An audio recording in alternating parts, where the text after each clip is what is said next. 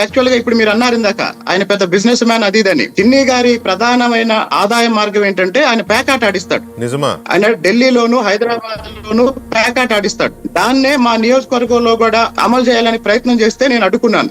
శ్రీనివాసరావు గారు, మీరు చెప్తుంటే నాకు కొంచెం అది ఇది ఊహలకు అందనిది, ఎప్పుడు అనుకోనిది ఈ మాటలు. మరి ఎందుకంటే తెలుగుదేశం పార్టీలో చాలా చూజీగా సెలెక్టివ్ గా ఇచ్చారు మన టికెట్లు కావాలని మిమ్మల్ని. నేను మీకు ఇంకో విషయం చెప్తానండి. నేను ఇంకో విషయం చెప్తాను.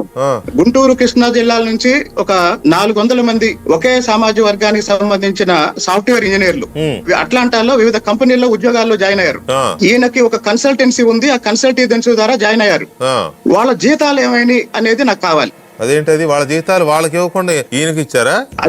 నేను అదే అడుగుతున్నాను. వాళ్ళ జీతాలు ఏమైనా, వాళ్ళ తల్లిదండ్రులు ఎందుకు ఆందోళన చేస్తున్నారు? No give some clarity. మీరు పజిల్ లాగా నా లైవ్ లో కూడా మీరు పజిల్ పెడితే అట్లా ఏంటి అసలు ఇష్యూ ఏంటి? ఇప్పుడు వాళ్ళని 400 మంది వెళ్ళారు, చిన్నీకున్న కన్సల్టెన్సీ ఏజెన్సీ ద్వారా వెళ్ళారు. వాళ్ళ జీతాలు ఏమైనా అంటే వాళ్ళ జీతాలు ఇవ్వట్లేదా వాళ్ళకి? లేకపోతే జీతాలు ఇచ్చి తీసుకుంటున్నారా? వాళ్ళ పేరెంట్స్ ఎవరు?